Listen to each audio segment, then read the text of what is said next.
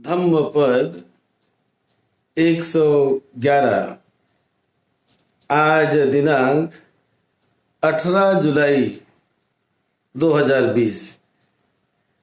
ये देशना, ये गाथा तथागत भगवान बुद्ध ने श्रावस्ती के जेतवन विहार में रहते समय वहां पर एक स्थानु कौंडन्य स्थविर को उद्देश्य करके कही है। यो च वत्स सतं जीवे दुपंयो असमाहितो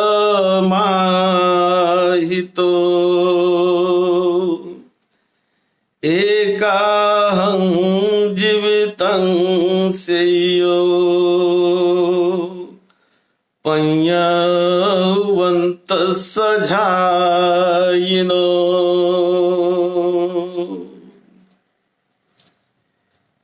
एक समय तथागत भगवान बुद्ध श्रावस्ती में विहार करते थे, जेतवन विहार में। उस समय एक स्थवीर तथागत भगवान बुद्ध के पास आया और आकर उन्होंने कहा कि मुझे अरण्य में जाकर ध्यान करना है, तो कोई मुझे ऑब्जेक्ट बताइए।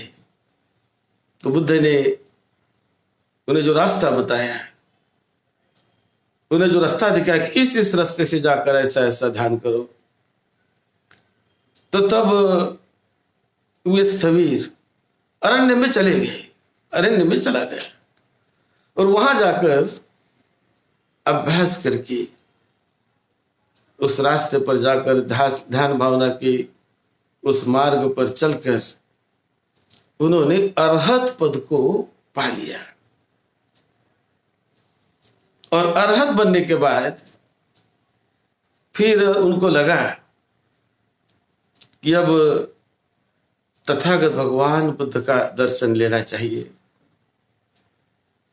तो वहां से वो कुछ महीनों के बाद, अरहत बनने के बाद निकलता है बुद्ध के दर्शन के लिए, उन्हें मिलने के लिए।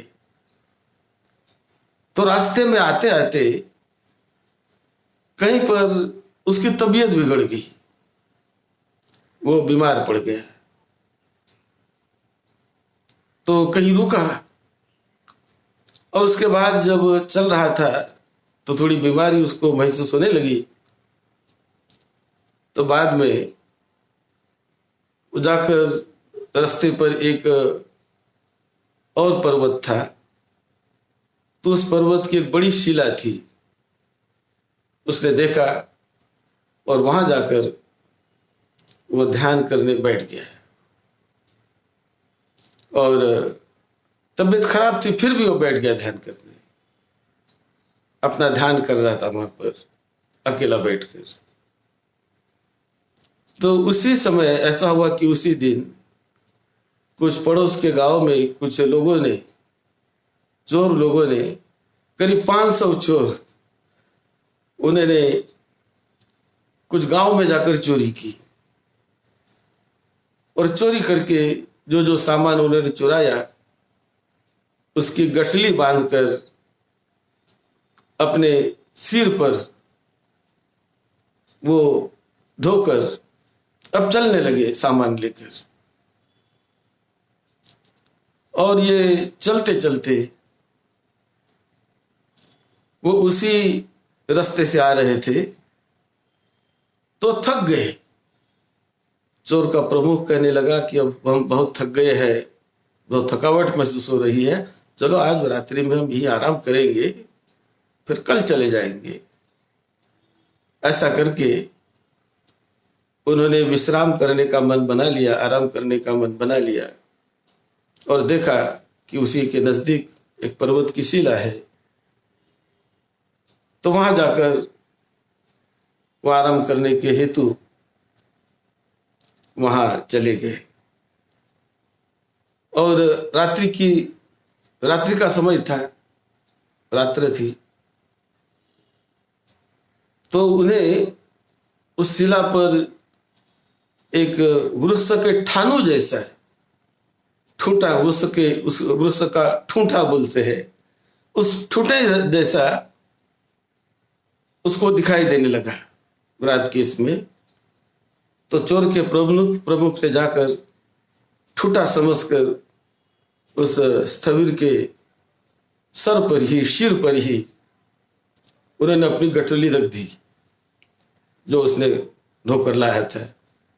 फिर दूसरों ने भी आकर एक के बाद एक सभी ने अपनी गठलियां वहां पर रख दी, एक के ऊपर एक के बाद एक सभी गठलियां रख दी। और गठलियां रखने के बाद वो थके हुए थे, तो वो निंद्रा मग्न हो गए, वो सो गए। उसी जगह पर उन्होंने विश्राम किया और रात भर बड़े आराम से विश्राम करने के बाद जब प्रातः सुबह उठते हैं, तो प्रातः उठने के बाद उन्होंने अपने अपनी गठली निकाल करके चलो भाई अब हम जाएंगे अपने स्थान पर, अपने जगह गांव जाएंगे, ऐसा सोचकर जब वो गठलियां उठाने लगी तो गठलियां उठाते उठाते वहां एक भिक्षु बैठे हुए दिखाई दिए। तो उनको इतना आश्चर्य होने लगा कि इन पर सामान रखा गया, रात भर यहाँ पर हम बैठे रहे हैं और हम अपने भूल से इसको वृक्ष का ठूंठा मानकर, एक वृक्ष का स्थानु मानकर इन पर सामान रख दिया है। कितनी हमने गलती की, और ये भी कुछ बोले नहीं, कुछ नहीं। तो इस प्रकार से जब वो चोर का प्रमुख वो देखने लगा और देख के उन्हें बहुत दुख होने लगा, बड़ा ग्लानि होने लगी कि अरे हमने क्या किया। एक भिक्षु यहाँ पर बैठे हैं, संत यहाँ पर बैठे हैं और उसके ऊपर हमने सब सामान रख दिया है। और ये भी कितने महान कि कोई कुछ बोले नहीं, कुछ नहीं, न कुछ आवाज नहीं, कुछ नहीं, तो अपने ध्यान में मग्न थे। तो वो चोर का प्रमुख बहुत प्रभावित हो गया और प्रभावित होकर उनको प्रणाम करने लगा कि बाप रे बाप, आप जैसा संत तो मैंने देखा नहीं, इतना सामान रखा गया, रात भर हम यहाँ पर रुके लेकिन कोई आवाज नहीं, कोई कुछ नहीं, कुछ आपने प्रतिक्रिया नहीं की। तो ऐसा सोचकर उनको प्रणाम करने लगा। ये तो अरहत भिक्षु थे, वो अपने ध्यान में मग्न थे।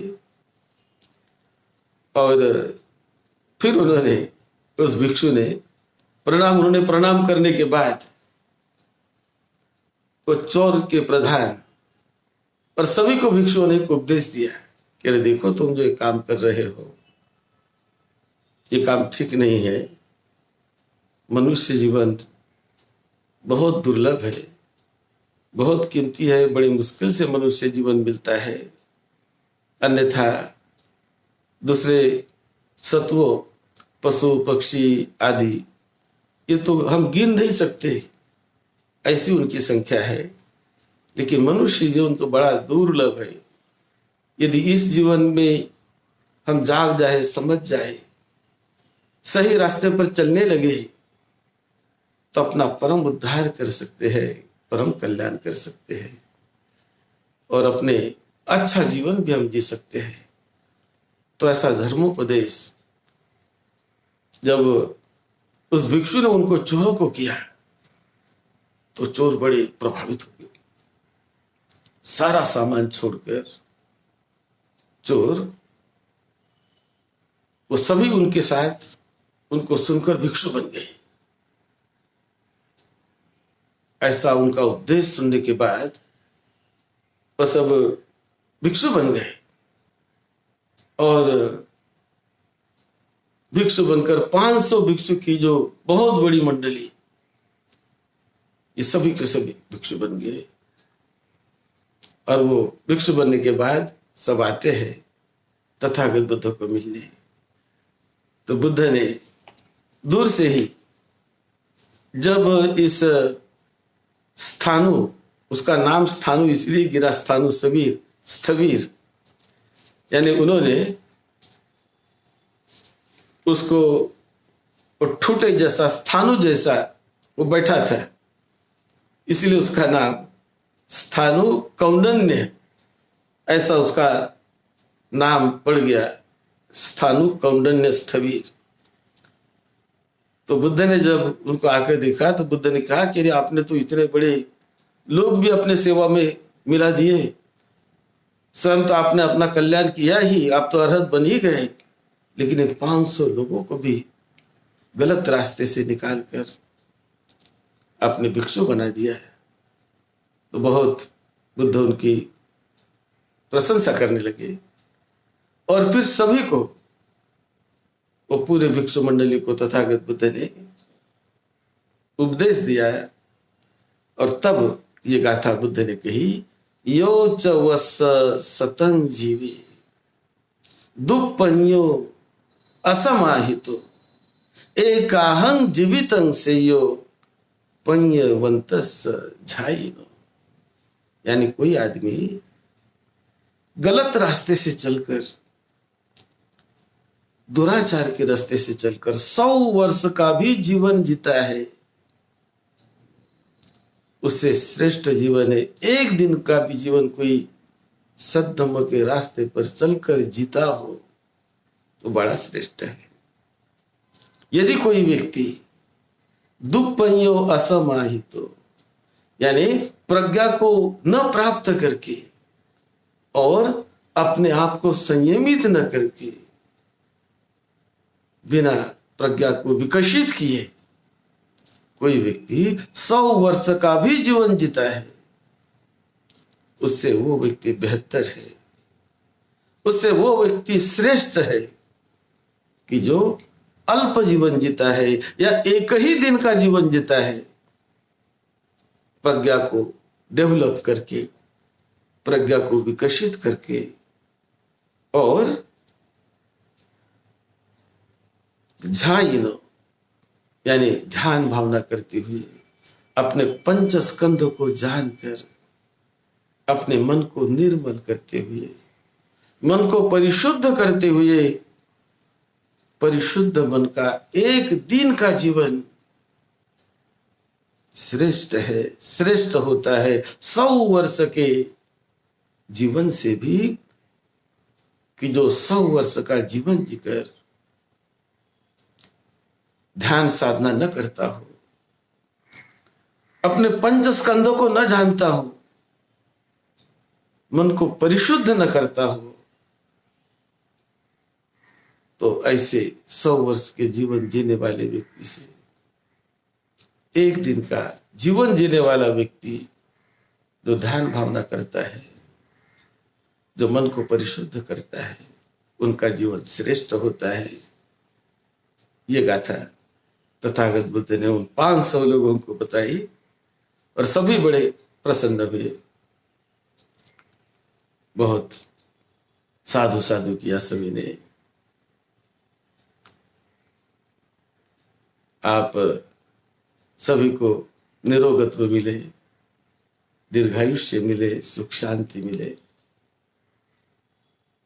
सद्धम्म की सेवा में, आपकी सेवा में डॉक्टर भदंत राहुल बोधी महाथेरो और भी बहुत मंगलमय बुद्धवाणी आप हमारे YouTube चैनल में जाकर, वहाँ YouTube चैनल में डॉक्टर भदंत राहुल बोधी नाम सर्च करिए, टाइप करिए, तो बहुत अच्छा मार्गदर्शन वाली क्लिप्स वहाँ पर हमने डाली है, जहाँ बुद्ध की दिनचर्या, इसे अवश्य देखिए उस YouTube चैनल पे जाकर कि बुद्ध की दिनचर्या कैसी थी, बुद्ध के 73 ज्ञान कैसे होते हैं, बुद्ध के 10 विशेष ज्ञान कौन से थे,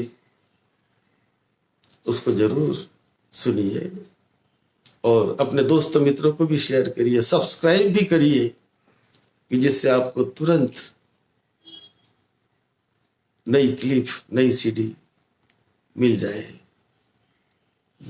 ये धम्म की सेवा है। संतों की सेवा में, आपकी सेवा में डॉक्टर भदंत राहुल बोधी महाथिर। आप सबका मंगल।